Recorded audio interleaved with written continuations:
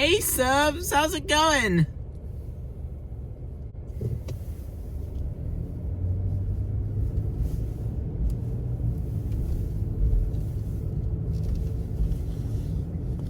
Hello YouTube fans, my name is Leo, and welcome back to another video about the Supersonic Lion. In this video, I'm going to be discussing one of the weirdest loopholes in the US interstate highway system. But before I continue, I really want to encourage you guys to both hit that subscribe button and leave a like and a comment on this video, because that's going to show the YouTube community that my channel has a very cool information like this. In addition, as you saw at the beginning of this video, yay for me! Supersonic Lion Leo has started driving. Anyways, that's enough talk about this. Let's get started with the video. So, the interstate highway system was built in the 1950s, and that was over 70 years ago, as of March 15th, 2026. So you would think the entire system has to be completed. The U.S. had 70 full years to build it?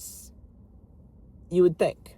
But if you drove to a town called Breezewood, Pennsylvania, you'd be surprised. Not by a giant hole in the ground, but by McDonald's, Pizza Hut, Holiday Inn, gas stations. Hey, wait. Can't you find these things anywhere in the United States? Pretty much in any town? Drive to any town in the United States and find one of these four things?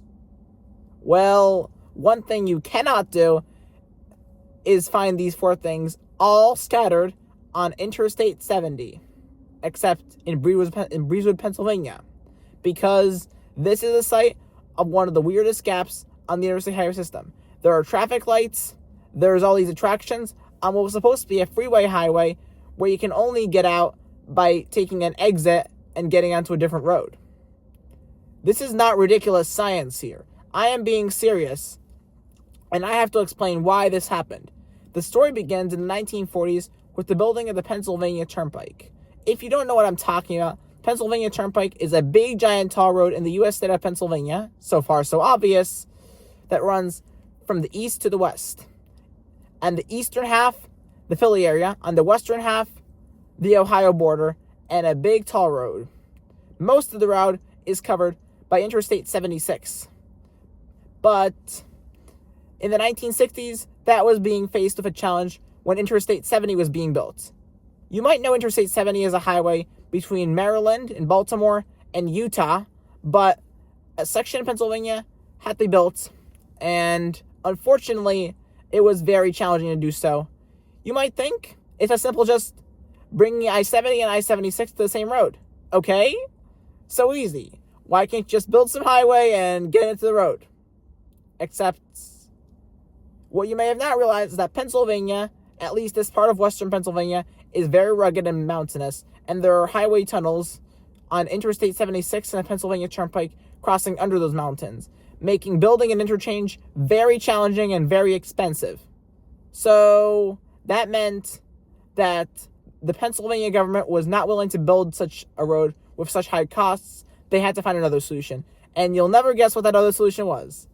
Breezewood, Pennsylvania. Yes, Breezewood.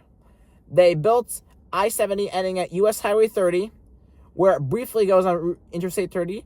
And all these four things I mentioned, that's part of I-70, before I-70 veers off to the Pennsylvania Turnpike, continuing its journey through there, Ohio, Indiana, Illinois, and all the way to Utah. Now, today is over 60 years since the 1960s when all this was built, and unfortunately, or fortunately, all these businesses are now closing down because the government is working on building a direct interchange between I-70 and I-76, and then say goodbye to Breezewood and all the weird things that's going on there. Pretty cool, right? If so, hit that subscribe button and watch more of my amazing videos, and comment, like, and subscribe for this video.